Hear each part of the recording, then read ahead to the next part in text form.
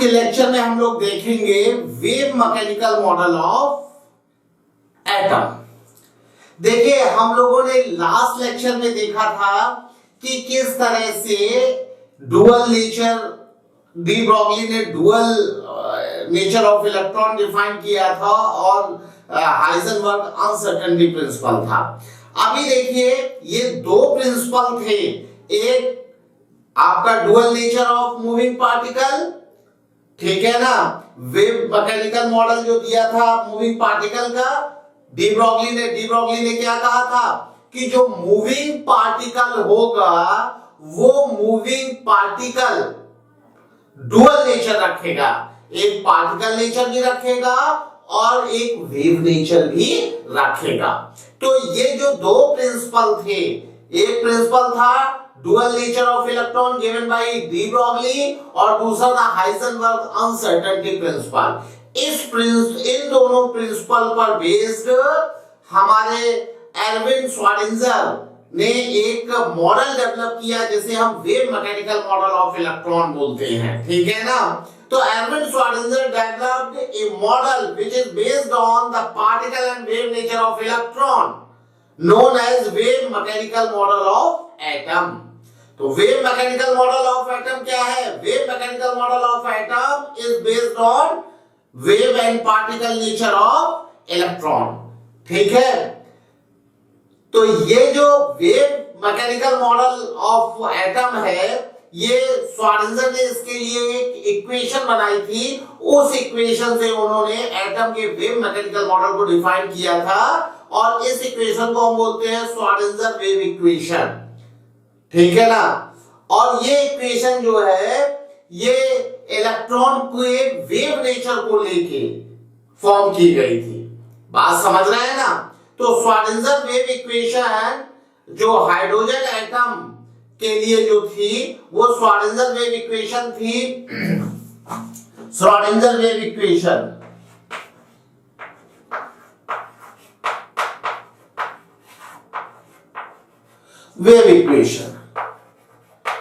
Wave equation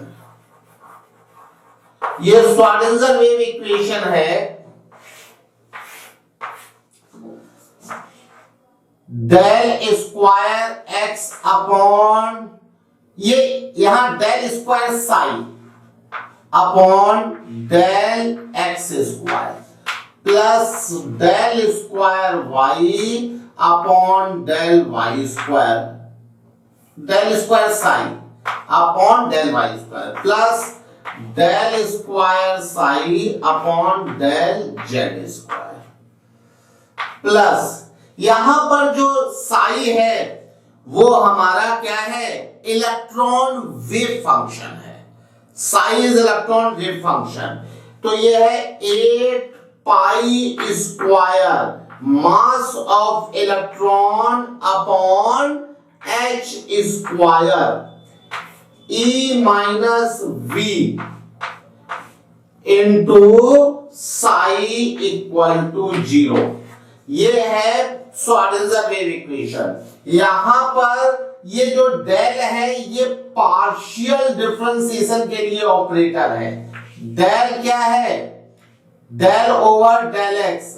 ये del over del x ये हम लोग यूज करते हैं पार्शियल डिफरेंशिएशन, ठीक है ना। तो ये partial differentiation of second degree है, it is partial differentiation, partial differentiation.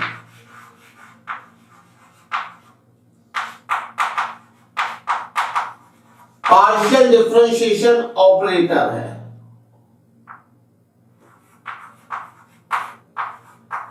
यहां पर ये क्या है? Del psi over del x square. इसमें हमने इलेक्ट्रॉन वेव फंक्शन को x के रिस्पेक्ट में डबल डेरिवेटिव किया और यहां पर y के रिस्पेक्ट में डबल डेरिवेटिव, यहां z के रिस्पेक्ट में डबल डेरिवेटिव किया है। तो साई क्या है? इलेक्ट्रॉन वेव फंक्शन है।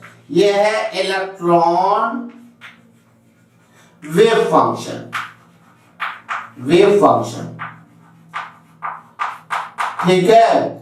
और यहां पर me है मास ऑफ इलेक्ट्रॉन, ये है मास ऑफ इलेक्ट्रॉन, ये इलेक्ट्रॉन का मास है, ठीक है ना। H आप जानते हैं प्लांक कांस्टेंट है, ये है प्लांक्स कांस्टेंट।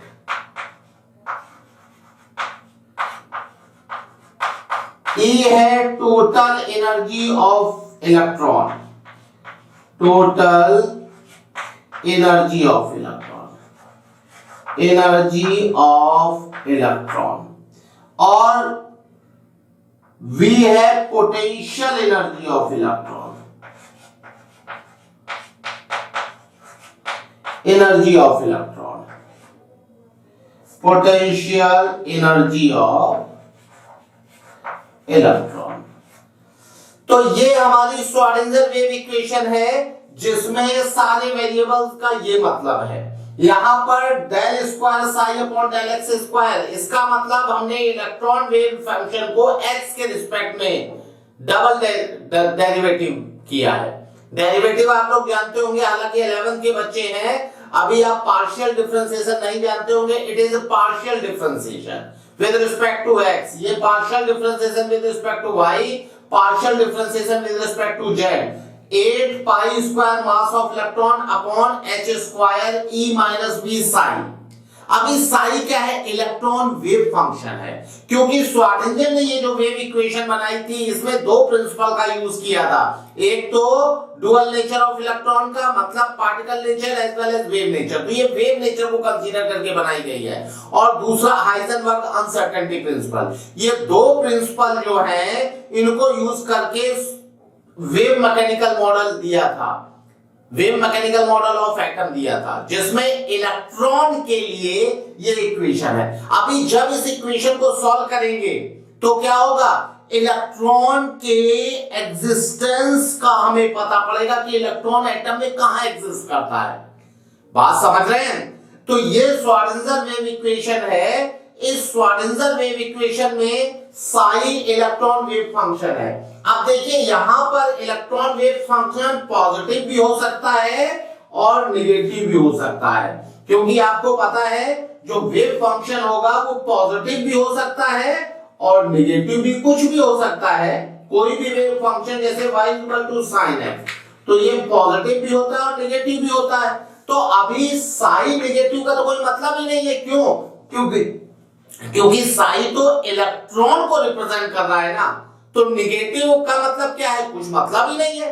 तो यहां पर साई का कोई फिजिकल सिग्निफिकेंस नहीं है, एक्चुअल में साई का कोई मीनिंग नहीं है। क्यों? क्योंकि पॉजिटिव है तब तो मीनिंग है, नेगेटिव है तब कोई मीनिंग ही नहीं है, ठीक है ना। तो यहां पर एक क्वांटिटी साई स्क्वायर, तो साई स्क्वायर क्या होगी? प्रोबेबिलिटी ऑफ फाइंडिंग इलेक्ट्रॉन, ठीक है ना। साई स्क्वायर से एक्चुअल में इलेक्ट्रॉन की एग्जिस्टेंस होगी, साई से नहीं सोई होगी। There is no significance of psi. तो यहां पर एक चीज है साई स्क्वायर, इस साई का कोई सिग्निफिकेंस नहीं है, लेकिन साई स्क्वायर का सिग्निफिकेंस है। साई स्क्वायर क्या है? Sai square is always positive. तो जब पॉजिटिव भाई कोई चीज नहीं, भाई एक चीज है कि कोई चीज प्रेजेंस अपनी शो कर रही है, ये चौक है, ठीक है ना। इसका मतलब इसका कुछ ना कुछ एग्जिस्टेंस होगा, पॉजिटिव एग्जिस्टेंस होगा। अब ये अगर नहीं है तो ये जीरो हो जाएगा, लेकिन नेगेटिव का कोई मतलब नहीं है। तो यहां साई तो नेगेटिव भी हो सकता है। जब साई नेगेटिव भी हो सकता है तो नेगेटिव का कोई पॉजिटिव का तो मतलब है कि कोई चीज एग्जिस्ट कर रही है, और जीरो का मतलब है कि वो नहीं है, और माइनस का कोई मीनिंग ही नहीं है। इसीलिए साई का कोई फिजिकल सिग्निफिकेंस नहीं है, लेकिन साई स्क्वायर जो रिप्रेजेंट करेगा वो रिप्रेजेंट करेगा probability of finding electron. Psi square है प्रोबेबिलिटी ऑफ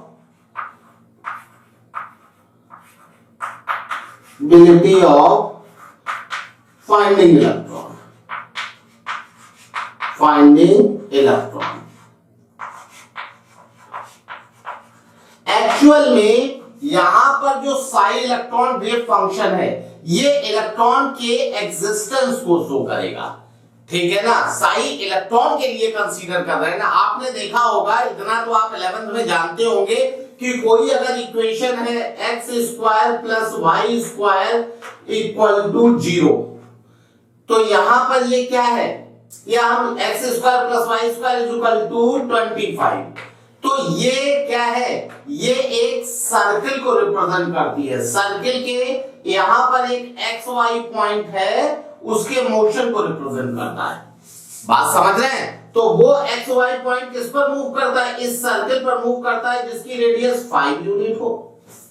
ठीक है ना। इसी तरह से यहां साई इलेक्ट्रॉन का वेव फंक्शन है, तो साई जो रिप्रेजेंट करेगा इलेक्ट्रॉन की एग्जिस्टेंस रिप्रेजेंट करेगा। लेकिन चूंकि साई नेगेटिव भी हो सकता है, तो साई से इलेक्ट्रॉन की एग्जिस्टेंस हम लोग नहीं मतलब काउंट करेंगे, साई स्क्वायर से काउंट करेंगे। तो साई स्क्वायर क्या है, Sai square source probability of finding electron.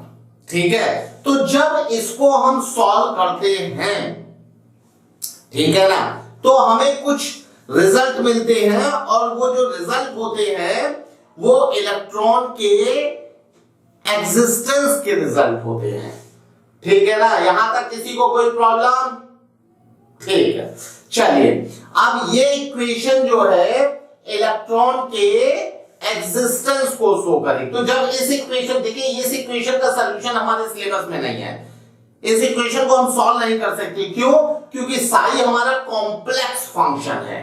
अभी कॉम्प्लेक्स फंक्शन में आप समझ रहे हैं, इसमें एक्स वाई जेड के टर्म में होगा साई, और ये डबल डेरिवेशन है और पार्शियल डेरिवेशन है, इसलिए इसको हम डबल डेरिवेटिव हम लोग नहीं निकाल सकते, और फिर पार्शियल डेरिवेटिव तो आपके सिलेबस में नहीं है, इसलिए इसके सॉल्यूशन की हम बात नहीं करेंगे कि कैसे इसको सॉल्व करेंगे। हम इससे जो रिजल्ट आता है उसकी बात करेंगे। तो श्वार्डिंगर ने इस इक्वेशन को सॉल्व करके कुछ रिजल्ट निकाले। ठीक है ना। और वो रिजल्ट क्या थे कि उससे कुछ शेप मिली न्यूक्लियस के अराउंड, जहां इलेक्ट्रॉन की मिलने की प्रोबेबिलिटी मैक्सिमम थी, और उन शेप्स को उन्होंने ऑर्बिटल कहा। ठीक है ना।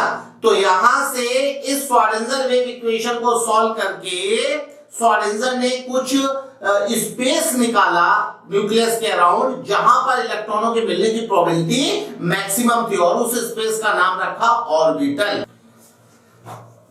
देखिए ऑर्बिटल क्या है, orbital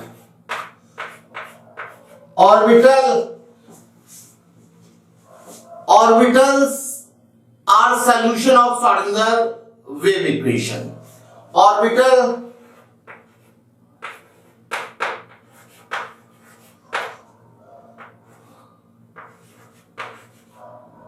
are obtained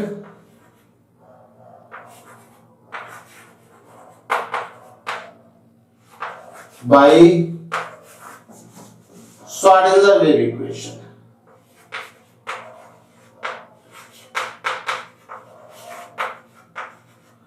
Wave equation.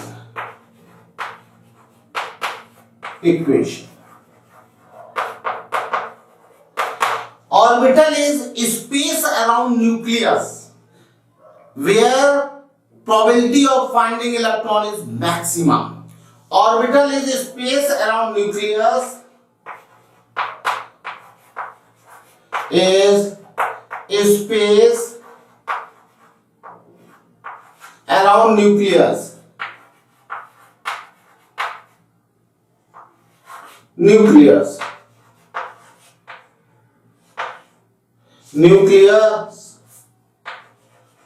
where probability of finding electron is maximum.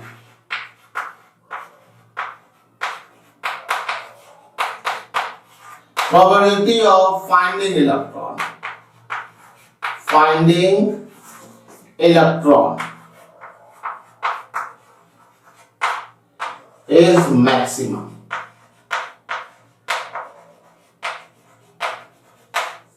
Where probability of finding electron is maximum. ठीक है ना। अब ये मैक्सिमम कितनी होती है? probability of finding electron is maximum 90% to 95%। ऐसा नहीं है कि इस शेप से बाहर कभी इलेक्ट्रॉन जाएगा नहीं, लेकिन मैक्सिमम मिलने की प्रोबेबिलिटी 90% से 95% इलेक्ट्रॉन कहां मिलेगा? ऑर्बिटल में ही मिलेगा। देखिए बोहर ने अपनी थ्योरी में कहा था कि न्यूक्लियस के अराउंड इलेक्ट्रॉन सर्कुलर पाथ पर चलते हैं, लेकिन इन्होंने श्रोडिंगर ने अपनी वेव इक्वेशन में, wave mechanical model of atom में क्या कहा कि ऐसा नहीं है कि न्यूक्लियस के अराउंड इलेक्ट्रॉन सर्कुलर पाथ पर चलेगा। अरे इलेक्ट्रॉन कैसे भी चल सकता है, लेकिन हाँ एक ऐसी जगह होगी जहां इलेक्ट्रॉन के मिलने की प्रोबेबिलिटी मैक्सिमम होगी।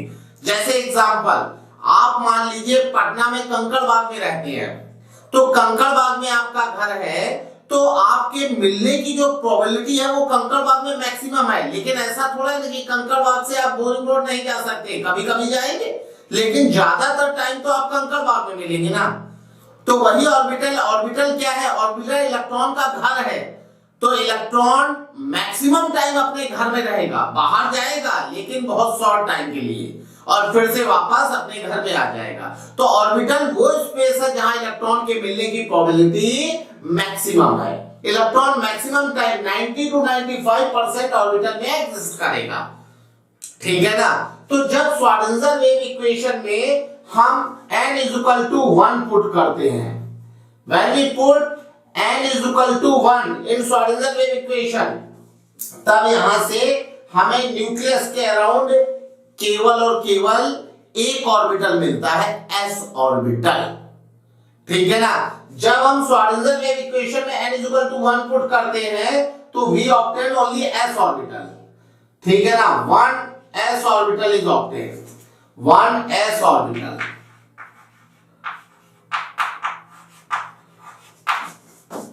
1 s orbital is obtained,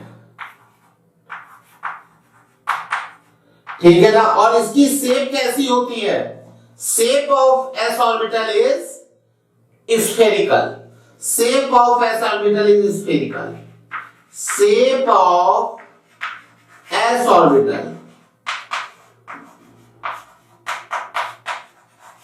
is spherical। इसकी शेप कैसी होती है, स्फेरिकल होती है, s ऑर्बिटल की शेप स्फेरिकल होती है, ठीक है ना।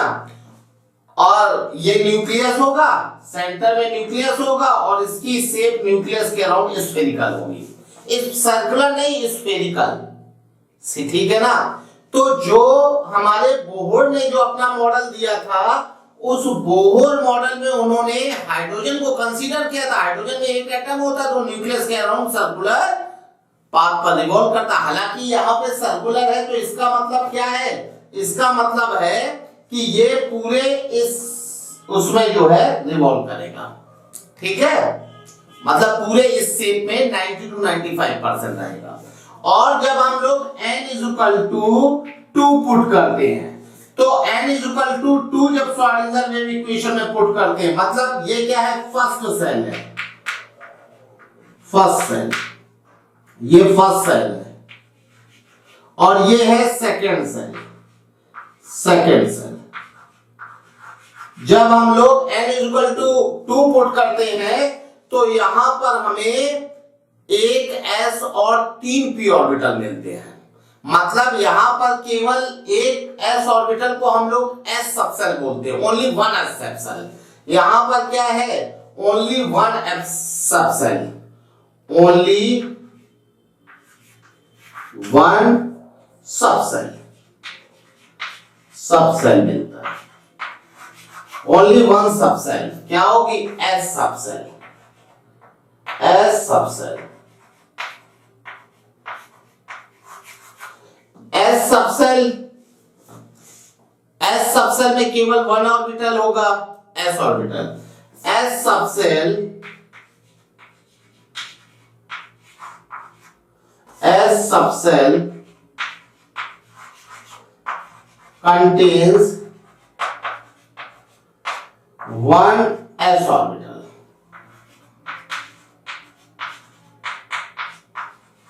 1 s ऑर्बिटल।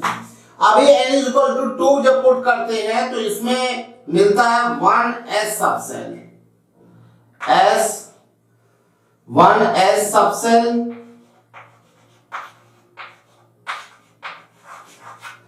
और plus 1 p subshell, 1 p subshell, अब ये पी सबसेल क्या होगी, देखिए एस सबसेल, फर्स्ट सेल की एस सबसेल और सेकंड सेल की एस सबसेल सेम होती है। एस सबसेल में एक एस ऑर्बिटल होगा जिसकी शेप स्फेरिकल होगी। अब हम लोग पी सबसेल देख लेते हैं, ठीक है। मतलब यहां पर n = 2 में क्या होगा, एक एस सबसेल होगी,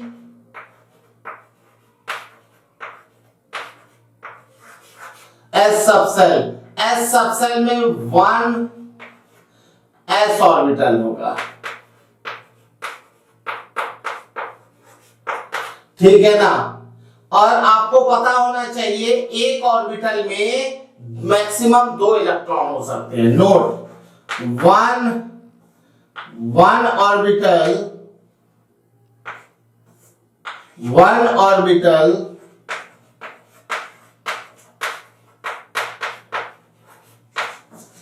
contains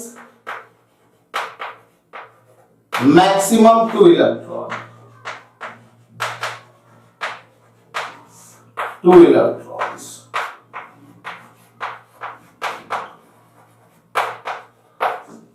Contains maximum 2 electron. और p सबसेल होगी, p सबसेल में क्या होगा, p सबसेल में 3p ऑर्बिटल होंगे, 3p orbital, p orbitals,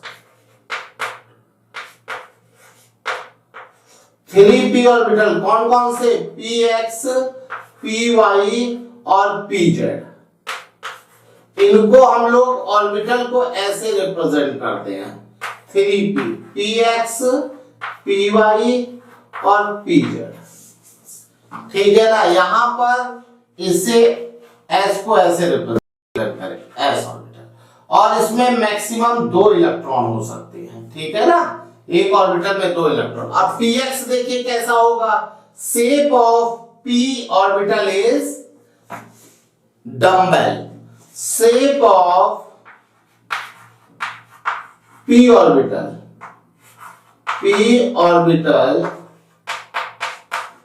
is dumbbell।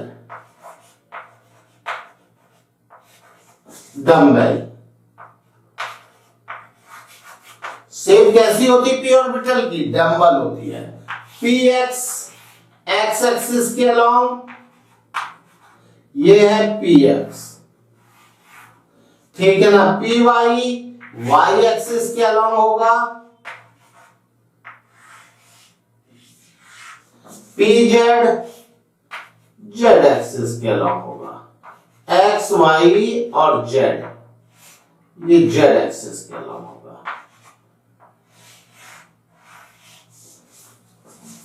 ठीक है। ये हमारी शेप हो गई। इसका मतलब p सबसेल में मैक्सिमम इलेक्ट्रॉन कितने होंगे, 2 इसमें, 2 इसमें, 2 इसमें, मैक्सिमम इलेक्ट्रॉन होंगे, मैक्सिमम इलेक्ट्रॉन इसमें हो सकते हैं 6, और इसमें मैक्सिमम इलेक्ट्रॉन कितने होंगे, इसमें मैक्सिमम इलेक्ट्रॉन होंगे, electron is equal to 2। S subshell में मैक्सिमम इलेक्ट्रॉन कितने होंगे, 2 होंगे, ठीक है। जब हम लोग n = 3 पुट करते हैं श्रोडिंगर वेव इक्वेशन में, तो वहां पर हमें 3 सबसेल मिलती हैं, s subshell, p subshell, d subshell. देखिए जब हम लोग पुट करते हैं n = 3, तो यहां से Schrodinger wave equation gives 3 subshell. Schrodinger wave equation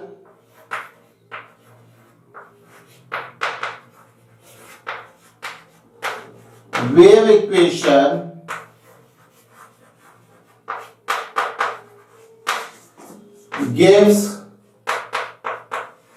3 subshell,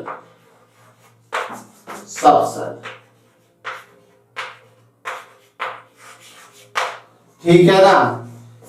एक S सबसेल,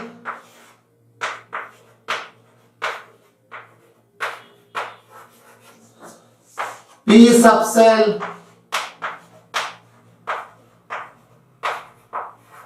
s सबसेल में 1s orbital, s orbital, p subshell में 3p ऑर्बिटल, p ऑर्बिटल्स। कौन कौन से होंगे? p ऑर्बिटल को हम लोग तीन ऐसे स्क्वायर से, एक px होगा, py होगा और pz होगा, और यहां पर 1s ऑर्बिटल होगा, और एक d subshell, d subshell, d subshell में 5d orbitals, 5d orbitals, 5d orbitals कौन कौन से? dxy, dyz, dzx, dx square minus y square, dz square. ठीक है, s और p ऑर्बिटल की शेप हम लोग दे चुके हैं। इसकी शेप स्फेरिकल, इसमें डम्बल, एक x एक्सिस के अलोंग, y एक्सिस के अलोंग, z एक्सिस के अलोंग। d की जो शेप होती है वो डबल डम्बल होती है, ठीक है ना। इसमें मैक्सिमम कितने इलेक्ट्रॉन होंगे? मैक्सिमम इलेक्ट्रॉन, मैक्सिमम इलेक्ट्रॉन 2, इसमें maximum electron is equal to 6, इसमें maximum electron is equal to 10। देखिए हर एक ऑर्बिटल में मैक्सिमम 2 इलेक्ट्रॉन हो सकते हैं। One orbital contains maximum 2 electron, यहाँ पे 5 है तो कितने होंगे? 5 2 जा 10, दीज आर मैक्सिमम इलेक्ट्रॉन, 10 से कम हो सकते हैं डी सबसेल में, ठीक है। तो total maximum electron in third shell कितना हो जाएगा? 18। Total maximum electron in third shell, total maximum electron, maximum electron, electron in third shell, in third shell, third shell जो होगा 2 + 6 + 10 मतलब 18 इलेक्ट्रॉन होगा। थर्ड सेल में मैक्सिमम इलेक्ट्रॉन कितने होंगे? 18 होंगे। बात समझ रहे हैं? Shape of D orbital is double dumbbell, shape of D orbital is double dumbbell, dumbbell,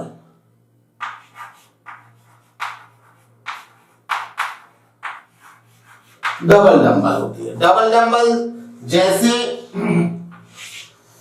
x Y, ये एक्स है ये वाई है, तो डी एक्स वाई में एक डंबल तो ये होगा और दूसरा डंबल ये होगा, मतलब 2 डंबल, एक डंबल एक्स वाई के लॉन्ग, मतलब एक्स और वाई के बीच में, दूसरा भी एक्स वाई, ये है डी एक्स वाई, मतलब 2 डंबल होंगे और दोनों डंबल एक्स और वाई एक्सिस के बीच में होंगे।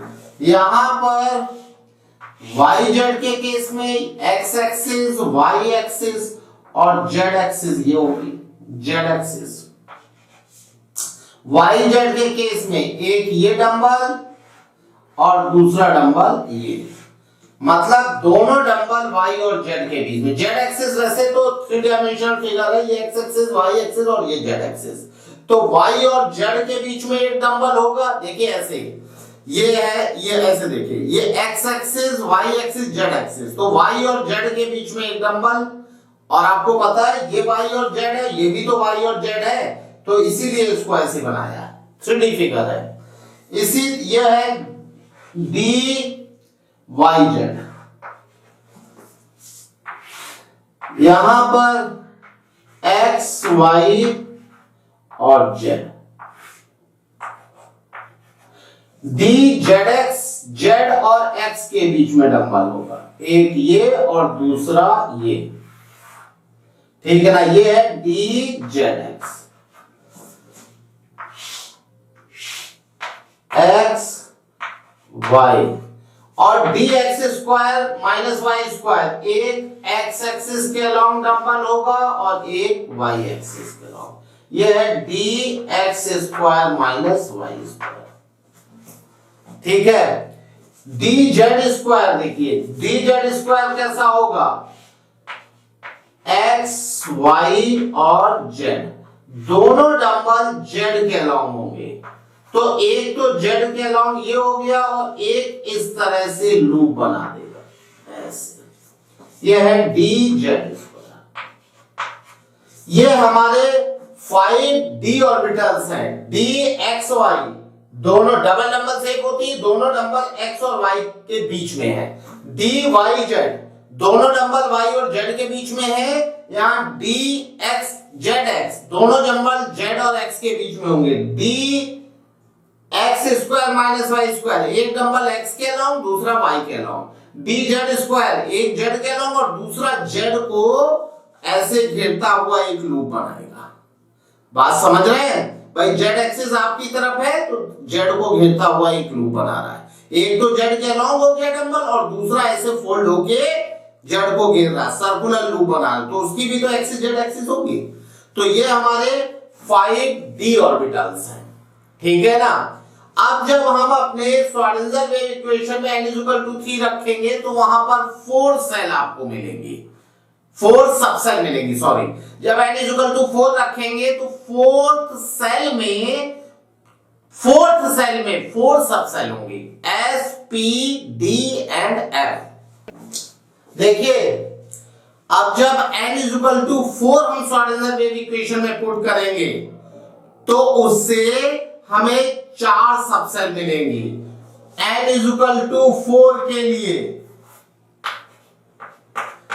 यहां पर 4 सबसेल मिलेंगी, S subshell, S subshell,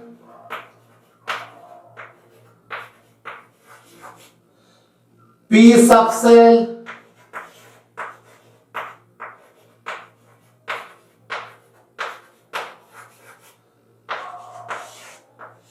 D subshell,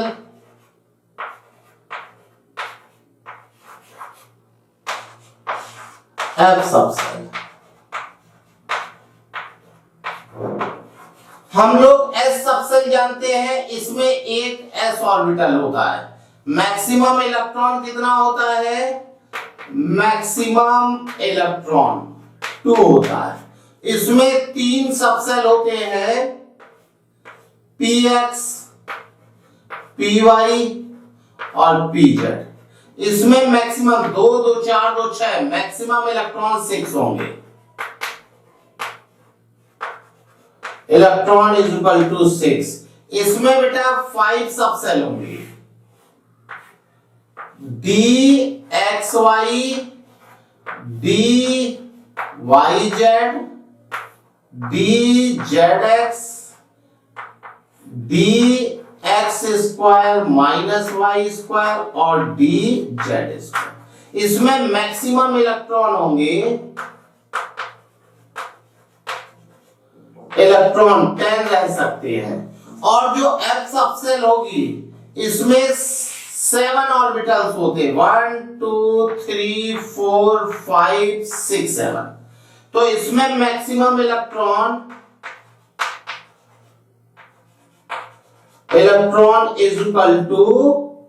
=7 है ना, 1 2 3 4 5 6 7 14 होंगे।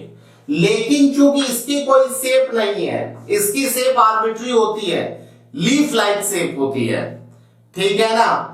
इसकी शेप आर्बिट्री होती है, इसलिए हम लोग इसके ऑर्बिटल्स के नाम भी नहीं रखते हैं। बात समझ रहे हैं? किसी को कोई प्रॉब्लम? ठीक है, यहां पर लीफ लाइक शेप होती है, shape of F orbital. is leaf like.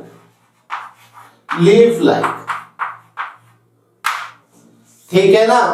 तो इसमें बेटा total maximum electron n equal to 4 में कितने होते हैं?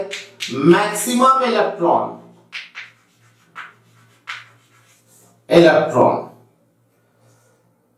in n equal to 4th shell कितना हो जाएगा? 2 + 6 + 10 + 14 कितना आ जाएगा? देखिए 32। ठीक है ना? 32 होगा। तो इस तरह से श्रोडिंगर ने अपने वेव मैकेनिकल मॉडल से यह बताया कि न्यूक्लियस के अराउंड इलेक्ट्रॉन सर्कुलर पाथ पर नहीं चलता है, वो एक आर्बिट्री पाथ पर चलता है, या हम ये कहें वो किसी भी तरह से मूव कर सकता है, लेकिन कुछ ऐसे स्पेस है, कुछ ऐसी जगह है न्यूक्लियस के अराउंड जहां पर इलेक्ट्रॉनों के मिलने की प्रोबेबिलिटी मैक्सिमम होगी। मतलब क्या है कि जो फर्स्ट सेल होगी उसमें एक सर्कुलर स्पेस होगा, क्योंकि फर्स्ट सेल में एक ही सबसेल होती है एस सबसेल, और एक एस सबसेल में एक ही ऑर्बिटल होता है, और उस ऑर्बिटल में दो, one orbital contain maximum 2 electrons. ठीक है ना? और जो सेकंड सेल होगी, सेकंड सेल में क्या होगा? एक सर्कुलर स्पेस होगा और उसमें डंबल होंगे, 3 डंबल, एक डंबल एक्स एक्सिस के लॉन्ग, वाई एक्सिस के लॉन्ग, जेड एक्सिस के लॉन्ग, जहां पर इलेक्ट्रॉनों के मिलने की प्रोबेबिलिटी मैक्सिमम होगी। बात समझ रहे हैं? तो न्यूक्लियस के अराउंड सर्कुलर पाथ पे इलेक्ट्रॉन नहीं चलेगा, इलेक्ट्रॉन आर्बिट्री पाथ पर चलता है। इलेक्ट्रॉन न्यूक्लियस के अराउंड कुछ ऐसा स्पेस होता है, कुछ सर्टेन स्पेस होता है जहां पर इलेक्ट्रॉन मैक्सिमम टाइम एग्जिस्ट करता है, जिसे हम ऑर्बिटल कहते हैं। ठीक है ना? तो यहां पर मुझे लगता है सारी चीजें समझ में आई होंगी। न्यूक्लियस के अराउंड, ये न्यूक्लियस है, अगर हम फर्स्ट सेल देखेंगे तो इस तरह का सर्कुलर स्पेस होगा, और अगर सेकंड सेल देखेंगे तो एक सर्कुलर स्पेस भी होगा, जिसको हम फर्स्ट सेल के सर्कुलर स्पेस को हम लोग 1s बोलेंगे। ये क्या है? 1s। और यहां पर ये है 2s सेकंड, और यहां पर कुछ इस तरह से एक ये डंबल होगा, एक वाई एक्सिस के अलोंग डंबल होगा, एक जेड एक्सिस के अलोंग, और यहां पर इलेक्ट्रॉनों के मिलने की प्रोबेबिलिटी मैक्सिमम होगी। इस तरह से न्यूक्लियस के अराउंड कुछ स्पेस है जहां मिलने की प्रोबेबिलिटी मैक्सिमम होगी, जिसको हम बोलते हैं ऑर्बिटल। ये बात समझ में आई? और ये बात कहां से आई थी? श्रोडिंगर वेव इक्वेशन से। डिफरेंट सेल को n की जगह हमने पुट किया। जैसे श्रोडिंगर वेव इक्वेशन में जो हमारा साई फंक्शन था, जो इलेक्ट्रॉन वेव फंक्शन था, उसमें n एक वेरिएबल था, सेल नंबर, अलग अलग n की वैल्यू के लिए अलग अलग सबसेल आए, और उन सबसेल में क्या हुआ? अलग अलग शेप के ऑर्बिटल्स हमें मिले। ठीक है? अब देखिए न्यूक्लियस के अराउंड जो इलेक्ट्रॉन है वो सर्कुलर पाथ में नहीं चलेगा, बल्कि इन ऑर्बिटल्स में, इन स्पेस में एग्जिस्ट करेगा, इन स्पेस में रहने की, मिलने की प्रोबेबिलिटी उसकी मैक्सिमम होगी। ऐसा नहीं है कि इस स्पेस के यहां पर नहीं आएगा, लेकिन 90 to 95% जो है वो अपने ऑर्बिटल में मिलेगा, और कभी-कभी वो ऑर्बिटल से बाहर भी मिल सकता है, लेकिन वो बहुत शॉर्ट ड्यूरेशन के लिए जाएगा और फिर से वापस अपने ऑर्बिटल में आ जाएगा। यहां तक किसी को कोई प्रॉब्लम? ठीक। अब हम लोग बात कर लेते हैं क्वांटम नंबर्स की। Quantum numbers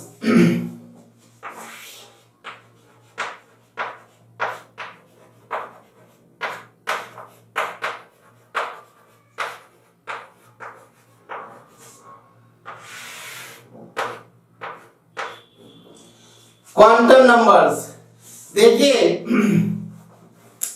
quantum numbers basically क्या होता है? क्वांटम नंबर्स से हम इलेक्ट्रॉन को, एग्जैक्ट इलेक्ट्रॉन को रिप्रेजेंट करते हैं, और ये क्वांटम नंबर्स भी श्रोडिंगर वेव इक्वेशन का ही सॉल्यूशन है। ठीक है ना? तो देखिए क्वांटम नंबर क्या है? बेसिकली क्वांटम नंबर इलेक्ट्रॉन का पता है।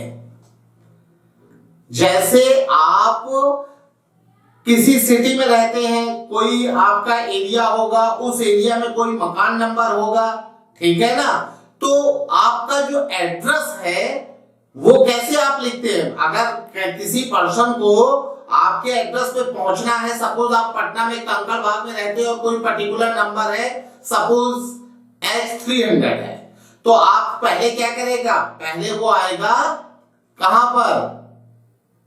पहले वो आएगा पटना में, ठीक है ना भाई। अगर हम कानपुर से पटना आपके एड्रेस पर जा रहे हैं तो पहले हम कानपुर से पटना जाएंगे और फिर पटना से कंकड़बाग में जाएंगे, ठीक है ना, और फिर कंकड़बाग से उस पर्टिकुलर एरिया में जाएंगे और फिर उस एरिया के किसी स्पेशल हाउस नंबर में जाएंगे, तब आपके घर में पहुंच पाएंगे। ऐसे ही इलेक्ट्रॉन, आपको पता है कि जो इलेक्ट्रॉन है वो क्या होगा? पहले आपको यह पता करना होगा कि इलेक्ट्रॉन किस सेल में है।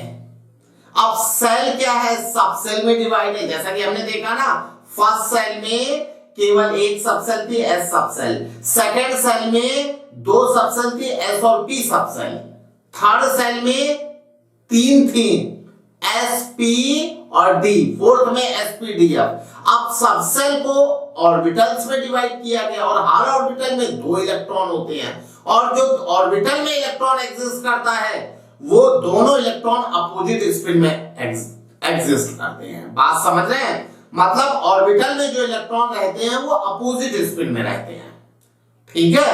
तो अभी हम लोग देख लेते हैं कि क्वांटम नंबर किस तरह से इलेक्ट्रॉन को करेक्टली रिप्रेजेंट करती है। किसी एटम के किसी पर्टिकुलर इलेक्ट्रॉन को आइडेंटिफाई करने के लिए हम लोग क्वांटम नंबर का यूज करते हैं, ठीक है ना। तो क्वांटम नंबर क्या है? The set of 4 quantum numbers required to define an electron completely in an atom are called quantum numbers, ठीक है ना।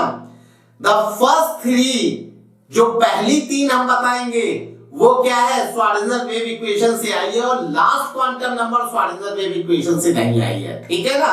तो देखिए quantum numbers, there are 4 quantum numbers, there are 4 quantum numbers.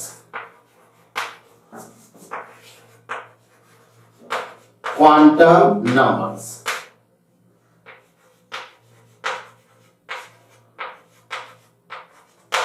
Number 1, principal quantum number. Principal quantum number. Number principal quantum number को हम लोग small n से represent करते हैं, ठीक है ना। ये हमें क्या है? सेल के बारे में इंफॉर्मेशन देती है, इलेक्ट्रॉन का एनर्जी लेवल बढ़ाती है, एनर्जी लेवल बताती है। तो एनर्जी लेवल देखिए क्या है? सेल से डिफाइंड होता है, आप लोग देख चुके हैं। एनएस सेल में इलेक्ट्रॉन की एनर्जी -13.6 Z² बाई n² होती है, ठीक है ना। तो ये क्या करती है? ये इलेक्ट्रॉन के एनर्जी लेवल को बताएगी, ठीक है ना। तो ये क्या है? It give information of cell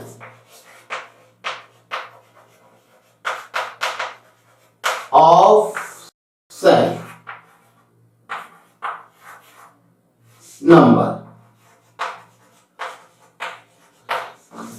ठीक है ना। जैसे फर्स्ट सेल के लिए, फर्स्ट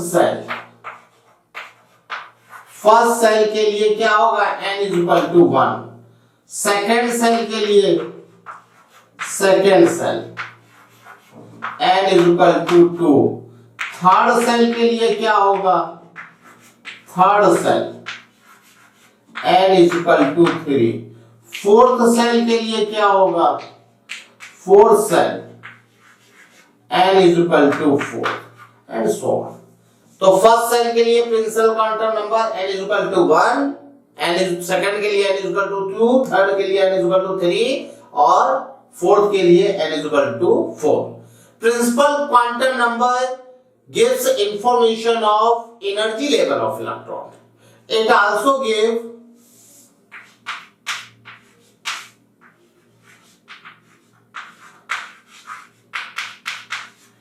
information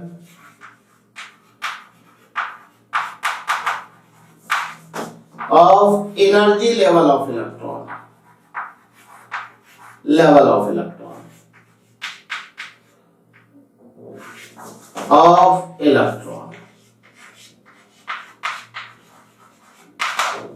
ठीक है ना। ये एनर्जी लेवल ऑफ इलेक्ट्रॉन को भी बताते हैं। अब देखिए n=1 को हम लोग के सेल भी बोलते हैं, के सेल, और l shell, m shell, n shell, ठीक है। यहां तक किसी को कोई प्रॉब्लम नहीं, ठीक है, ये बात समझ में आई। ठीक है, अब हम लोग बात कर लेते हैं, अच्छा एंगुलर मोमेंटम क्या होता है। Angular momentum of any orbit, angular momentum ये हम लोगों ने देखा था ना बोर पोस्टुलेट में। एंगुलर मोमेंटम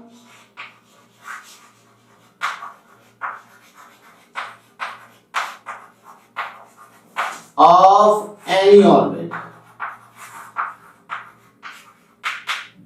क्या हो जाएगा, NH/2π, ठीक है। इसे भी याद रखेंगे, हालांकि ये बहुत पोस्टुलेट में डिस्कस हो चुका है। अब हम लोग बात कर लेते हैं एजीमुथल क्वांटम नंबर। दूसरी क्वांटम नंबर है azimuthal quantum number, azimuthal quantum number, quantum number.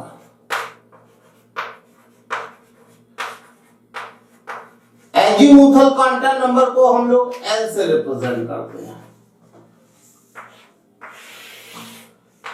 Azimuthal quantum number subshell बताती है। एक्चुअल में azimuthal quantum number shape of electron cloud को बताती है, ठीक है ना। Azimuthal quantum number gives information of shape of electron cloud. Azimuthal quantum number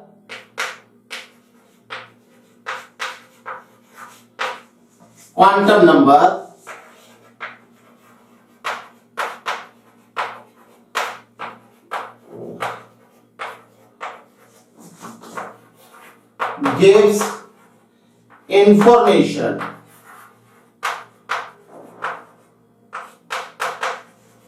of shape of electron cloud,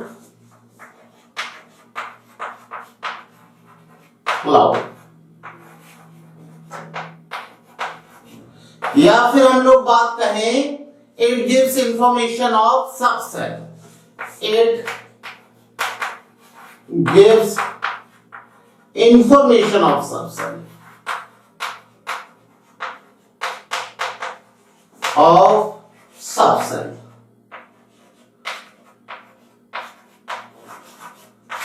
ठीक है ना।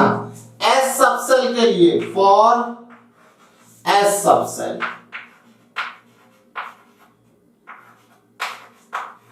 फॉर S सबसेल के लिए L=0, फॉर P सबसेल के लिए L=1, D सबसेल के लिए L=2, F सबसेल के लिए L=3। बात समझ रहे हैं? ये डिफरेंट सबसेल के लिए एजीमुथल क्वांटम नंबर की वैल्यूज हैं। बात समझ रहे हैं? अब ऑर्बिटल एंगुलर मोमेंटम एक होता है। ऑर्बिटल एंगुलर मोमेंटम देखिए क्या होगा। Orbital angular momentum, angular momentum,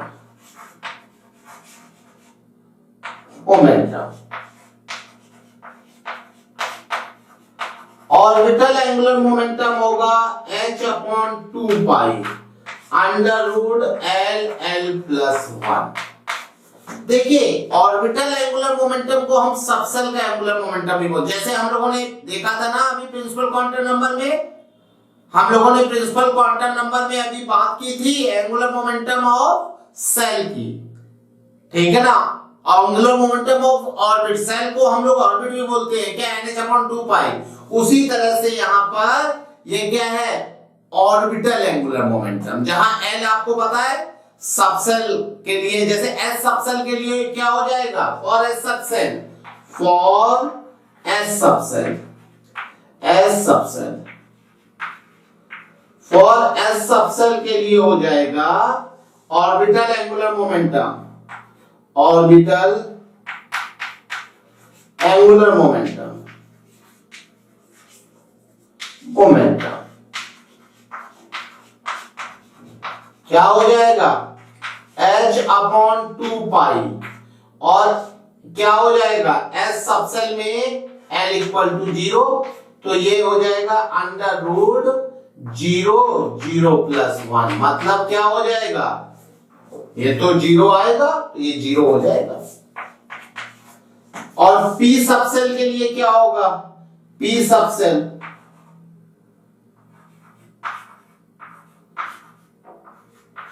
p subshell के लिए क्या हो जाएगा, h/2 √1 + 1 मतलब √2h/2। ऐसे ही आप डिफरेंट सबसेल के लिए ऑर्बिटल एंगुलर मोमेंटम कैलकुलेट, बस आपको ये डायरेक्ट फार्मूला याद रखना है। हाँ, लेकिन कभी कभी h/2 को h' भी लिखते हैं ऐसे, h' l+1, कभी कभी ये सिंबल भी मिलेगा जहां पर ये जो h है ये h/2 के बराबर, ठीक है। अब हम लोग थर्ड, अच्छा ये जो एजीमुथल क्वांटम नंबर है ये भी किससे डिराइव हुई है, श्रोडिंगर-वेव इक्वेशन से। प्रिंसिपल क्वांटम नंबर भी श्रोडिंगर-वेव इक्वेशन से। और थर्ड हम लोग पढ़ने वाले हैं मैग्नेटिक क्वांटम नंबर, वो भी श्रोडिंगर-वेव इक्वेशन से ही डिराइव हुई है। तो अब हम लोग देख लेते हैं third magnetic quantum number. Magnetic quantum number,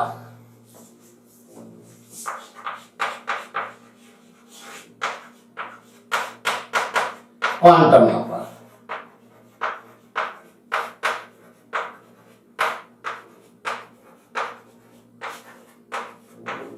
magnetic quantum number, इसको हम लोग m से डिनोट करते हैं।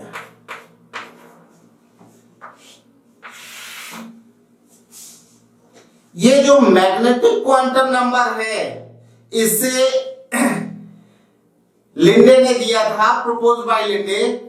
It describes the orientation of orbitals with respect to standard set of coordinate axes, x axis आपको पता है, x axis, y axis and z axis। तो ये क्या डिस्क्राइब करता है, ओरिएंटेशन ऑफ ऑर्बिटल, ठीक है ना। मतलब ये एक तरह से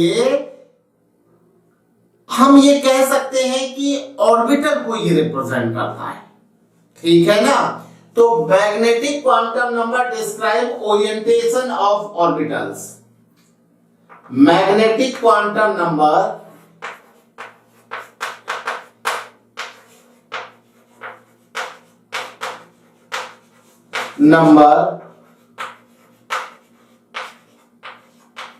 describe orientation of orbital,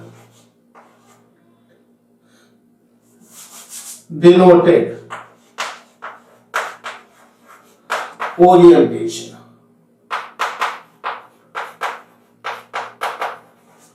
of orbitals,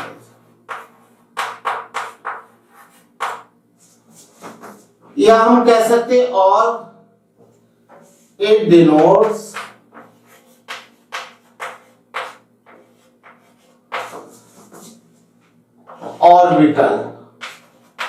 orbital of electron,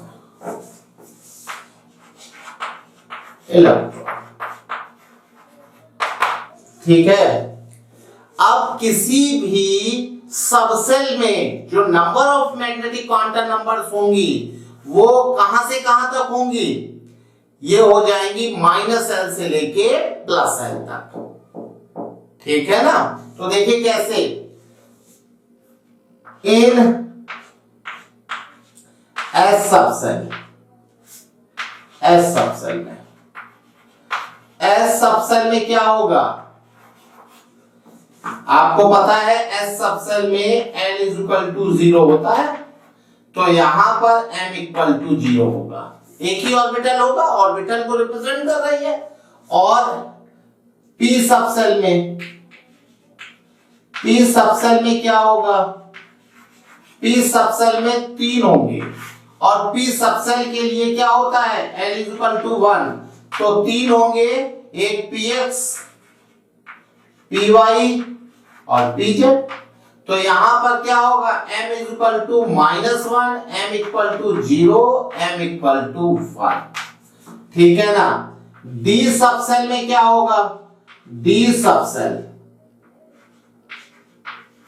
d subshell में l इज इक्वल टू 2 होगा, तो इसमें जो मैग्नेटिक क्वांटम नंबर्स होंगी,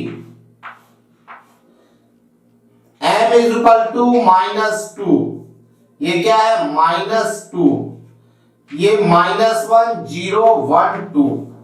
तो अभी देखिए यहां पर -2 से लेके +2 तक है, ठीक है ना। तो यहां पर number of magnetic quantum numbers की वैल्यू कितनी हो जाएगी, 2l+1, ठीक है। अभी देख लेते हैं f सबसेल में क्या हो जाएगा, f सबसेल में n इज इक्वल टू 3, तो यहां पर जो होगा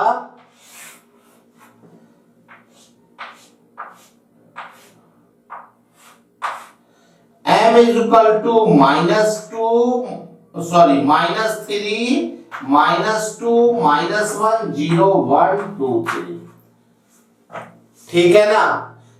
हम लोग कह सकते हैं कि magnet number of magnetic quantum number in a subshell, number of magnetic quantum numbers, quantum numbers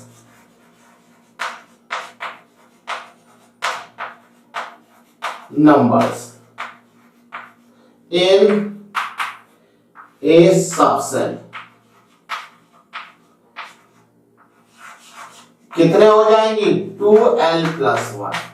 जैसे s सबसेल में एक ही वैल्यू होगी magnetic quantum, l is equal to 0 रखेंगे 1, और इसमें कितना हो जाए 1 रखेंगे तो 3 हो जाएंगी वैल्यूज, और इसमें 2 रखेंगे तो 5, इसमें 3 रखेंगे तो 7 हो जाएंगी, ठीक है ना।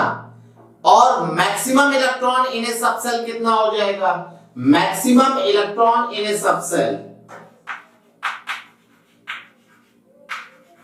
Electron in a subshell, subshell में मैक्सिमम इलेक्ट्रॉन कितना होगा, 2l+1। देखिए किसी सबसेल में, S सबसेल में maximum electron L equal to 0 मतलब 2, इसमें 3 रख देंगे, L इक्वल टू 1, तो ये 6 हो जाएगा, ठीक है ना। और यहां पर 2 रख देंगे तो कितना हो जाएगा 10। इस सबसेल में मैक्सिमम इलेक्ट्रॉन कितने हैं, 5 ऑर्बिटल्स हैं, मैक्सिमम 10 इलेक्ट्रॉन होंगे, तो मैक्सिमम इलेक्ट्रॉन इन इस सबसेल का ये फार्मूला हो गया। और number of magnetic quantum numbers in a subshell कितना होगा, 2l+1, ये फॉर्मूला हो गया। यहां तक किसी को कोई प्रॉब्लम, ठीक है, यहां तक सारी बातें आपको समझ में आई, ठीक। अब हम लोग बात कर लेते हैं third quantum number, spin quantum number की, ठीक है।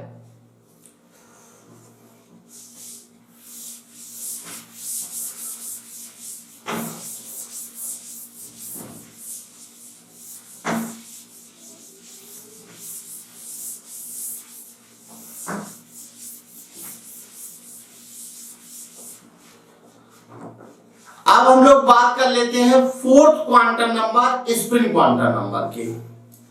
Spin quantum number, spin quantum number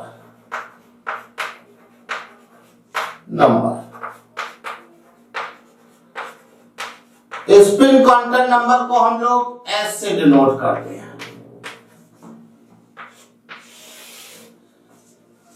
देखिए सबसे इंपॉर्टेंट बात यह है spin quantum number Schrodinger wave equation का रिजल्ट नहीं है, ठीक है ना। तीन क्वांटम नंबर तो श्रोडिंगर वेव इक्वेशन से डराइव हुई है, principal quantum number, azimuthal quantum number और magnetic quantum number, but spin quantum number is not result of Schrodinger wave equation. It denote spin of electron in a orbital, ठीक है ना। तो देखिए we know that one orbital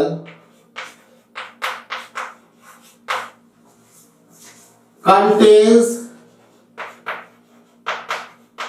maximum two electrons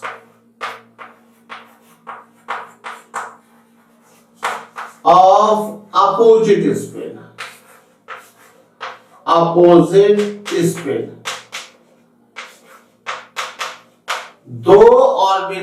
एक orbital में maximum दो electron होते हैं और उन दोनों इलेक्ट्रॉनों की स्पिन क्या होती है, अपोजिट होती है, ठीक है ना। तो ये spin quantum number denotes spin of electron. Spin quantum number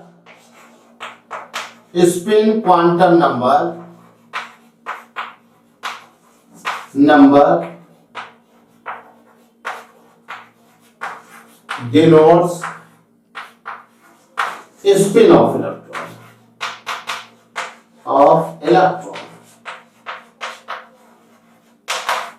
ठीक है ना। अगर स्पिन हमारी क्लॉकवाइज है, इलेक्ट्रॉन की स्पिन क्लॉकवाइज है तो इसे s +1/2 और एंटी क्लॉकवाइज है तो s -1/2। अभी क्लॉकवाइज स्पिन को हम लोग ऐसे रिप्रेजेंट करते हैं, ठीक है ना। एंटी क्लॉकवाइज स्पिन के इलेक्ट्रॉन को हम लोग ऐसे रिप्रेजेंट करते हैं, ठीक है ना। ऑर्बिटल को हम लोग इससे स्क्वायर से रिप्रेजेंट करते हैं, it is representation of orbital.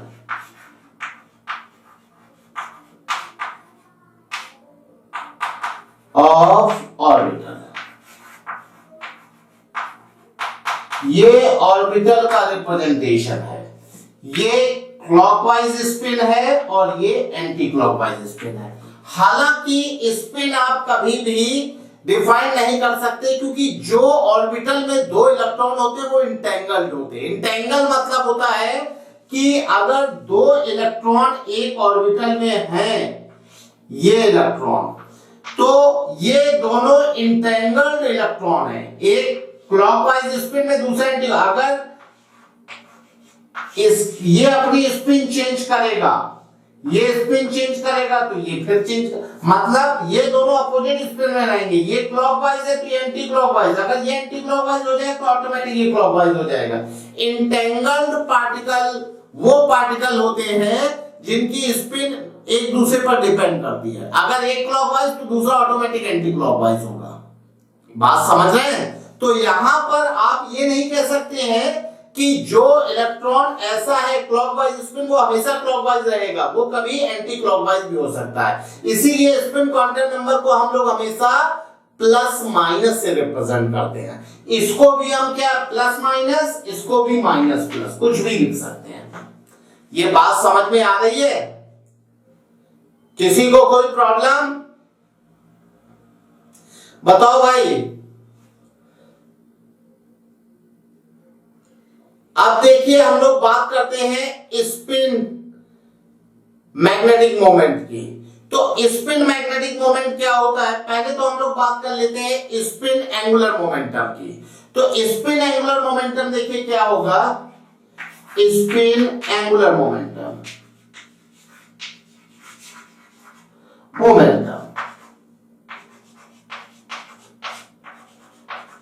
ये हो जाएगा h/2π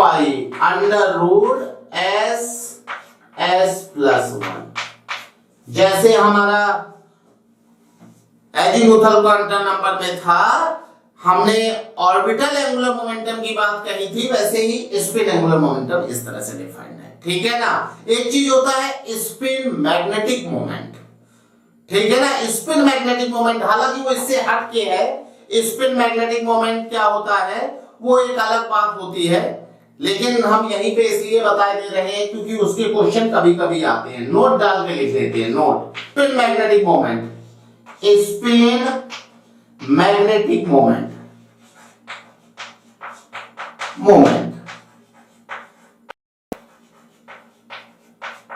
स्पिन मैग्नेटिक मोमेंट होता है अंडर रूट n+2। यहां पर इससे रिलेटेड नहीं है, बस उसमें क्या है, n है नंबर ऑफ अनपेयर्ड इलेक्ट्रॉन, ठीक है ना। उसका स्पिन से थोड़ा सा मतलब है, लेकिन स्पिन क्वांटम नंबर से कोई लेना देना नहीं है, ठीक है ना। तो कैपिटल N है नंबर ऑफ अनपेयर्ड इलेक्ट्रॉन, यहां पर n है number of unpaired electron, number of unpaired electron.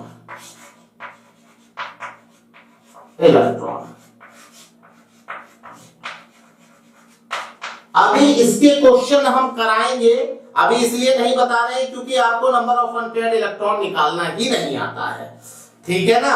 अब हम लोग बात कर लेते हैं कैसे हम इलेक्ट्रॉनिक कॉन्फ़िगरेशन लिखते हैं। अभी तक तो हम लोग बात कर रहे थे क्या, बोर एटॉमिक मॉडल की, और बोर एटॉमिक मॉडल में केवल सेल था, लेकिन अब यहां पर क्या हो गया, सेल है, सेल में सबसेल है, सबसेल में ऑर्बिटल है, और हर ऑर्बिटल में 2 अपोजिट स्पिन के इलेक्ट्रॉन है, ठीक है ना। तो अभी क्या है, इलेक्ट्रॉन की जो फीलिंग होगी वो किसमें होगी, ऑर्बिटल्स में जाएंगे ना इलेक्ट्रॉन। अब ऑर्बिटल किसका ऑर्बिटल, किस सबसेल का ऑर्बिटल है, ये भी देखना होगा, ठीक है ना। जैसे अभी हम देख लेते हैं कि कैसे कैसे सेल और सबसेल हैं और किस तरह से इलेक्ट्रॉन डिस्ट्रीब्यूट होते हैं, ठीक है। देखिए electronic configuration,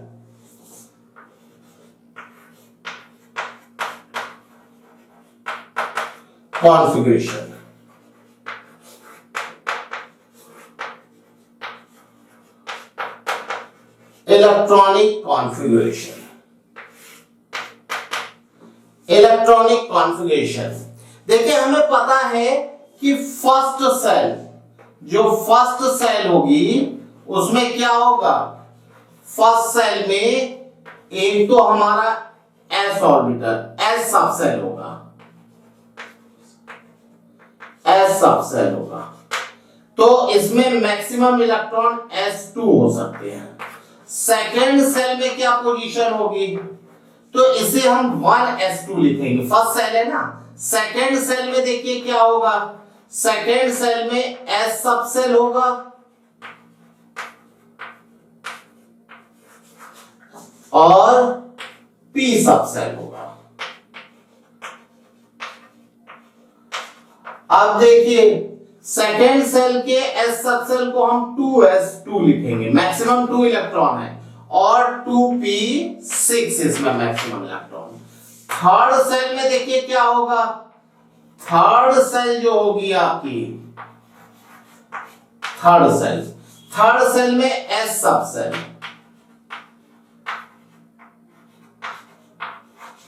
subshell p subshell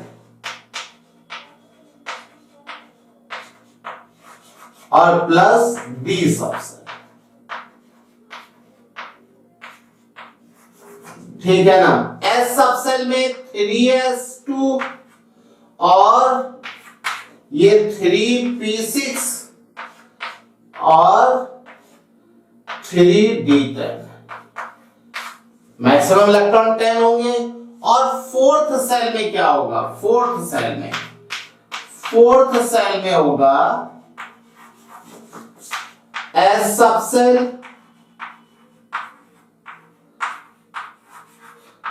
plus p subshell plus d subshell plus f subshell,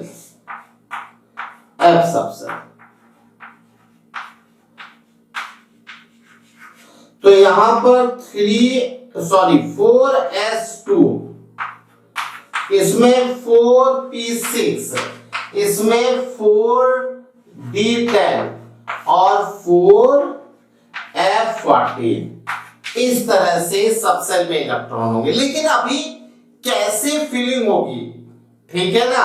क्या पहले फर्स्ट सेल भर जाएगी फिर सेकंड सेल भरना स्टार्ट हो? भाई इलेक्ट्रॉन जो होंगे वो किस तरह से सब सेल में जाएंगे, इसके लिए आपबाहु ने एक रूल दिया था, है ना? यहां हम लोग बात करेंगे आपबाहु रूल।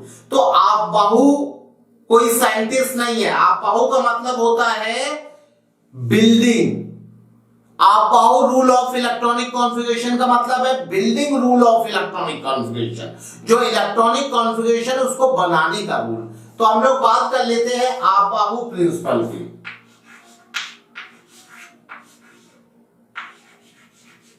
प्रिंसिपल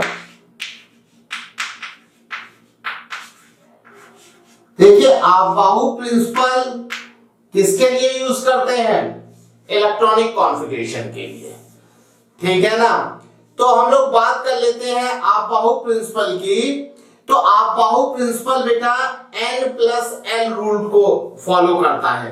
अभी देखिए n+l रूल क्या है? The relative order of energy of various subshell in a multi electron atom can be predicted with the help of n+l rule.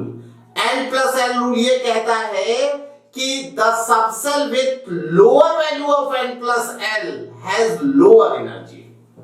बात समझ रहे हैं? तो यहां पर ये आपबाहु प्रिंसिपल क्या है? It is building principle of electronic configuration है। और Aufbau rule is based on n+l rule. it based on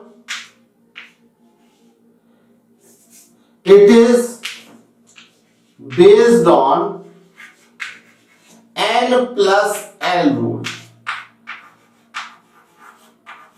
According to n+l rule, according to n+l rule,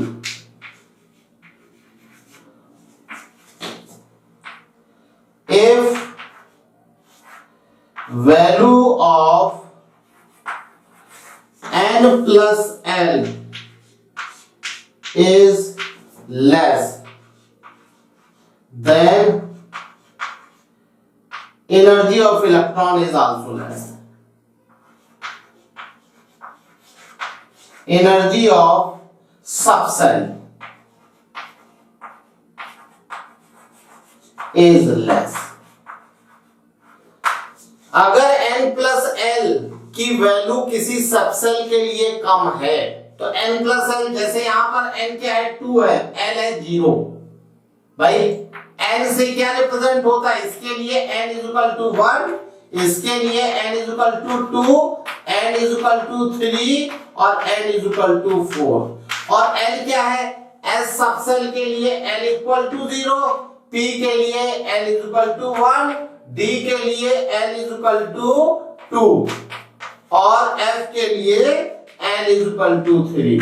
अब देखिए यहां पर हमारे पास 1s है, 2s है, इसके लिए n+l कितना हो जाएगा? इसके लिए हम लोग बात करेंगे तो n+l कितना होगा? n+l n है 1, l है 0, 1 आ जाएगा। इसके लिए क्या हो जाएगा? n+l n है 1 और n है 2, 3 हो जाएगा। बात समझ? इसके लिए क्या हो जाएगा? 2+ नहीं सॉरी, इसके लिए n क्या है? 2 है और l है 0, तो ये कितना हो जाएगा? 2 हो जाएगा। इसके लिए n+l कितना हो जाएगा? n+l = 2 + 1 3 हो जाएगा। इसके लिए n+l = 3 होगा। इसके लिए क्या हो जाएगा? n+l = कितना हो जाएगा? 4 हो जाएगा। इसके लिए n+l कितना हो जाएगा? n+l होगा 5। इसके लिए n+l = 4, इसके लिए n plus l is equal to कितना हो जाएगा 5, n plus l is equal to 6 और n plus l is equal to कितना हो जाएगा 7। तो अभी जिसका n प्लस एल कम होगा उसकी एनर्जी कम होगी। तो यहां पर अगर हम एनर्जी ऑर्डर लिखेंगे तो देखिए energy order of subshell, increasing energy order of subshell, increasing energy order of subshell, order of subshell,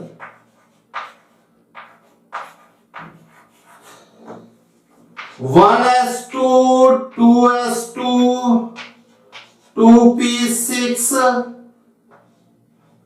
3s2, 3p6, ठीक है ना। अभी देखिए यहां पर ये इंक्रीजिंग ऑर्डर है, इसके बाद 4f14, 5d10 and so on. अभी ये ऑर्डर है, इसमें सभी में आप देख सकते हैं इसमें क्या है n प्लस एल 1 है, n प्लस एल की वैल्यू, यहां पर n प्लस एल की वैल्यू 1 है, इसके लिए कितनी है 2 है, इसके लिए कितनी है 3 है, इसके लिए कितनी है 3 है, इसके लिए 4 है, इसके लिए 3p6 के 4s2 के लिए 4 है, ठीक है ना। और इसके लिए 3d10 के लिए 5, 4p6 के लिए 5, इसके लिए देख लेंगे। तो यहां पर देखिए इसमें n प्लस एल की वैल्यू सेम है, जब n प्लस एल की वैल्यू सेम होगी तो जिसका n ज्यादा होगा उसकी एनर्जी ज्यादा होगी, इसमें सेम है तो जिसका n ज्यादा उसकी एनर्जी ज्यादा। अभी इस ऑर्डर को आप याद रखिए, अगर याद नहीं रख पा रहे हैं तो एक हम ट्रिक भी आपको बता दे रहे हैं ये ऑर्डर लिखने का, ठीक है। देखिए भाई अगर आप नहीं लिख ऑर्डर याद कर पा रहे हैं तो एक ट्रिक है, आप इस तरह से 1s,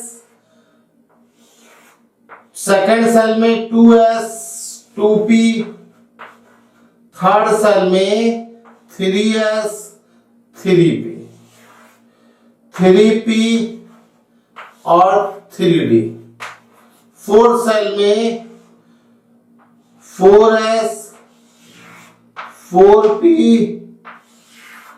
4d और 4f, फिफ्थ में 5s, 5p, 5d, 5f, 6s, 6p, 6d,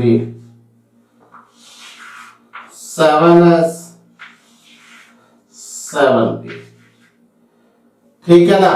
इस तरह से आप parallel line खींचिए,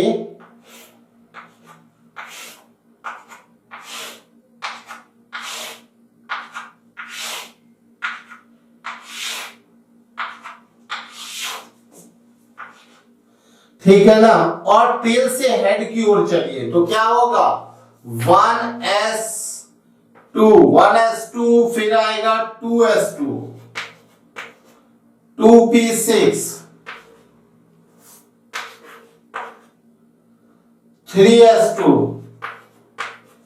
3p6, 4s2, 3d10, 4p6, 5s2, 4d10, 5p6, 6s2, ठीक है ना। देखिए 4d10, 5p6, 4f14, 5d10, 6p6, 7s2 5f14, ठीक है ना, 6d10 सो ऑन। अभी देखिए इस तरह से ये इंक्रीजिंग ऑर्डर है, ये बढ़ने वाला ऑर्डर है, एनर्जी बढ़ रही है,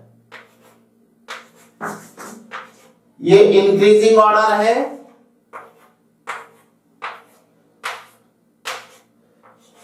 ठीक है। आप क्या करिए, टेल से हेड की ओर आएंगे सारे एरो, और जो जो एरो से क्रॉस होता जाए उसे लिखते जाइए, या फिर आप ऐसे भी याद रख सकते हैं 1s 2s, ठीक है ना। फिर स्टार्टिंग होगी दो बार p से, 2p 3s, 3p 4s, फिर दो बार d से होगी 3d 4p 5s, फिर d से स्टार्टिंग करो, पहला d 3d पड़ेगा, फिर 4d पड़ेगा, फिर दो बार f से स्टार्टिंग होगी। इस तरह से भी लिख सकते हैं, जैसे भी आप याद रखना चाहें, ठीक है ना। अब कुछ इलेक्ट्रॉनिक कॉन्फ़िगरेशन हम लोग लिख लेते हैं। एग्जांपल देखिए,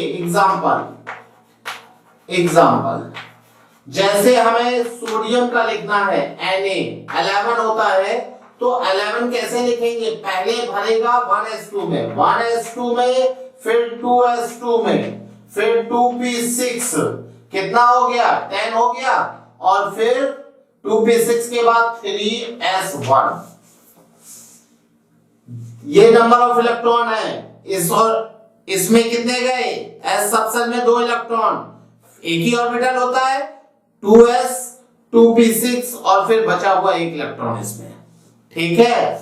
इसी तरह से अगर पोटेशियम का 19, तो क्या हो जाएगा 1s2 2s2 2p6 3s2 3p6 4s1, 19 हो गए। देखिए 10 8 18 और 19, ठीक है। अब आप किसी का भी लिख सकते हैं, जिसका भी लिखना चाहे। क्लोरीन में 17 होता है, क्या हो जाएगा 1s2 2s2 2p6 3s2 3p5 chlorine, ठीक है। अगर आप लिखेंगे क्रोमियम का, क्रोमियम एक्सेप्शनल केस है 24, क्या होगा 1s2 2s2 2p6 3s2 3p6 4s2, अब 3d4 होना चाहिए। देखिए 10, ये कितना 24 है ना, ये p6 होगा, सॉरी p6, 10 और 10 20 24, लेकिन ये गलत है, ये ग्राउंड स्टेट में है, ये ग्राउंड स्टेट, ठीक ना। बल्कि हम ये कहें कि ये गलत है, ग्राउंड, ये रॉन्ग है। ऐसा इसलिए क्योंकि यहां पर आपने D में 4 इलेक्ट्रॉन दिखाए हैं, 1 2 3 4, और ये 3d है, और 4s को आपने 4s में 2 इलेक्ट्रॉन है, तो होगा क्या, हाफ फिल्ड d ऑर्बिटल ज्यादा स्टेबल होता है। जब कोई हाफ फिल्ड सबसेल होता है तो वो ज्यादा स्टेबल होता है, तो हाफ फिल्ड करने के लिए ये एक इलेक्ट्रॉन इसमें जंप कर जाएगा, ठीक है ना। Half filled subshell is more stable, half filled subshell is more stable, ज्यादा स्टेबल होगा,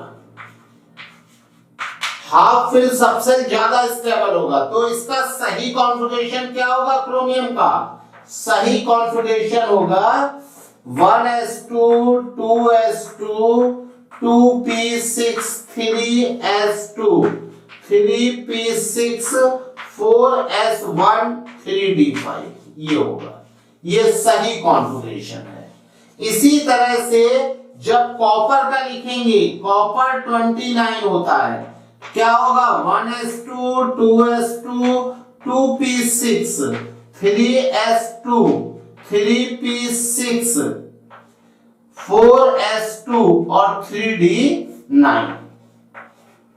ये भी गलत है, ये भी रॉन्ग है। क्यों रॉन्ग है?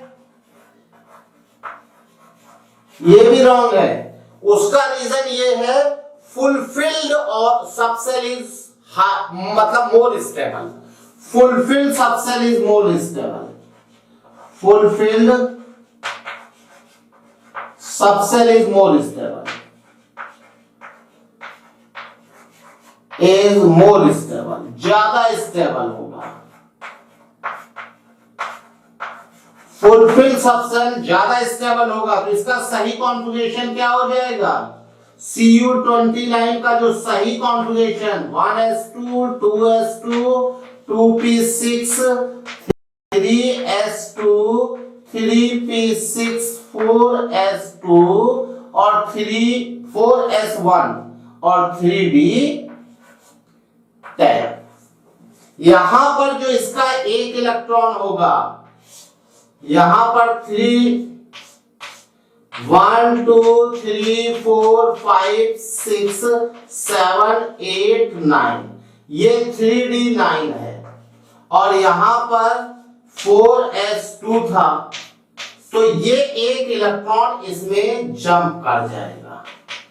तो अभी कॉन्फ़िगरेशन कितना हो जाएगा? 3d10 और 4s1। ठीक है ना? इस तरह से जब भी कभी हाफ फिल्ड सबसेल बन रहा होगा एक इलेक्ट्रॉन जंप करा के, तो क्या करेंगे? उसे हाफ फिल्ड कर देंगे और फुलफिल बन रहा होगा तो फुलफिल कर देंगे। ये कुछ एक्सेप्शनल केसेस है, इसे आप देखिएगा और काफी सारे आप प्रैक्टिस करिएगा कॉन्फ़िगरेशन लिखने का, और उसमें जो डाउट होगा वो आप मुझसे पूछिएगा। ठीक है? Holes rule.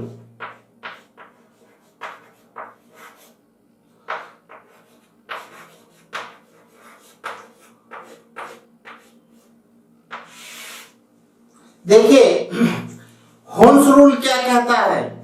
होल्स रूल ये कहता है कि जब हम सबसेल में इलेक्ट्रॉन्स की फिलिंग करेंगे तो पहले इलेक्ट्रॉन सिंगल इलेक्ट्रॉन हर ऑर्बिटल में फिल होगा इन पैरेलल स्पिन में। फिर उसके बाद जब सारे ऑर्बिटल हाफ फिल्ड हो, मतलब सारे ऑर्बिटल में एक एक इलेक्ट्रॉन चला जाएगा, उसके बाद पेयरिंग स्टार्ट होगी। ठीक है ना? मतलब pairing of electron in orbital, pairing of electrons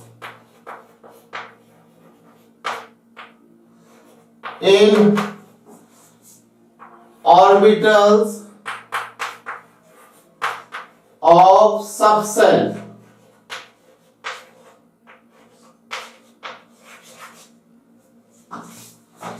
is started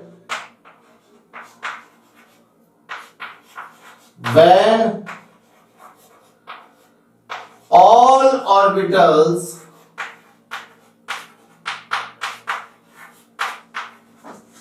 contains one electron in same spin. ठीक है ना? मतलब सबसेल के ऑर्बिटल में पेयरिंग तभी स्टार्ट होगी जब उस सबसेल के सारे ऑर्बिटल में एक एक इलेक्ट्रॉन सेम स्पिन में चला गया होगा। एग्जांपल देखिए,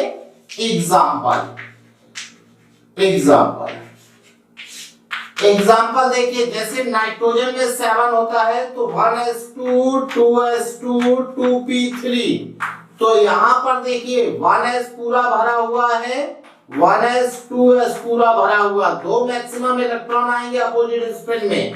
अब 2p में यहाँ 3 इलेक्ट्रॉन है, आप ऐसे नहीं भर सकते, ये गलत है, रॉन्ग है।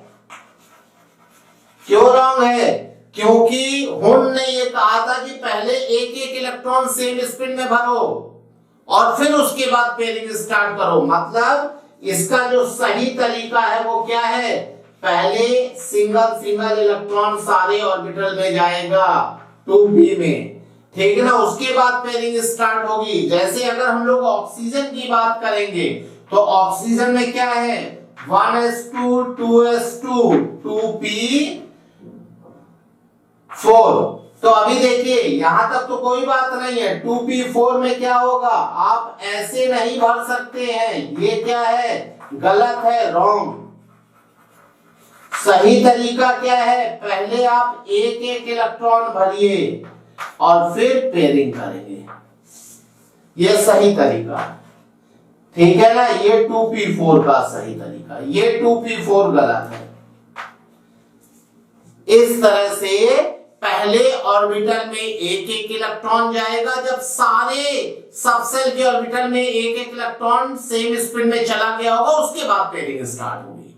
ये बात होम्स ने कही थी, ठीक ना। यहां पर ध्यान ये रखना है कि हाफ फील्ड जो ऑर्बिटल्स होते हैं वो ज्यादा स्टेबल होते हैं। सबसे ज्यादा स्टेबल होता है फुल फील्ड ऑर्बिटल।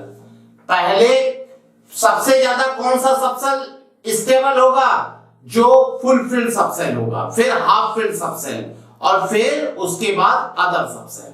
तो सबसे पहले फुल फील्ड सबसेल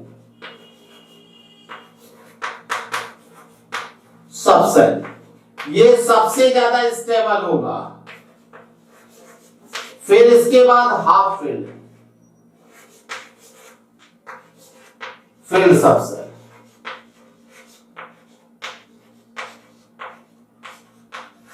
और फिर उससे कम other subshell.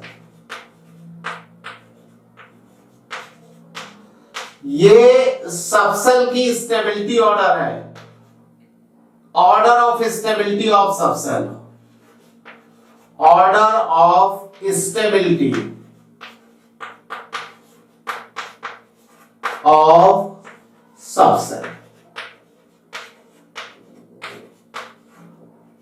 Order of stability of subshell है ये, ठीक है। ठीक है भाई, अब हम लोग बात कर लेते हैं पाउलीज एक्सक्लूजन प्रिंसिपल की, ठीक है। हम लोग बात कर लेते हैं Pauli's exclusion principle.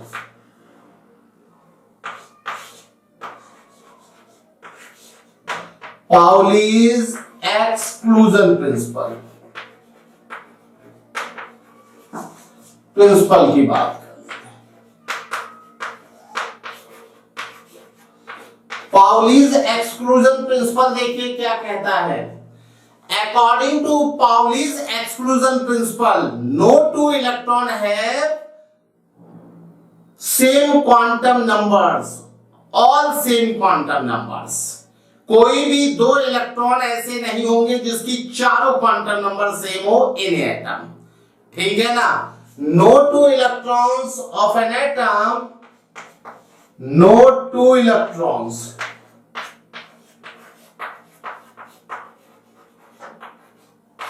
of an atom have same all four quantum numbers,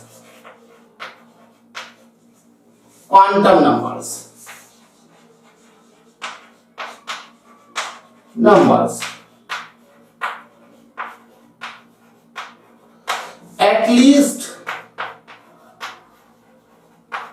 one quantum number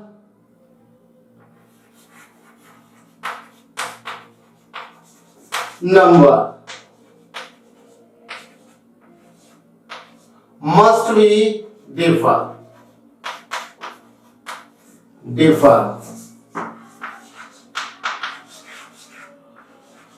in two electrons of an atom।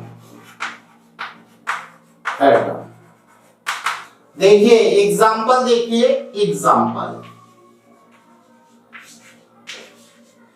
जैसे अगर हम लोग बात करें सोडियम की, तो सोडियम में 11 होते हैं, इसका configuration 1s2 2s2 2p6 3s1। अगर हम लोग इसमें देखेंगे हर इलेक्ट्रॉन की हम लोग देख लेते हैं। यहां पर ये 1s2 है, फिर ये 2s2, फिर इसके बाद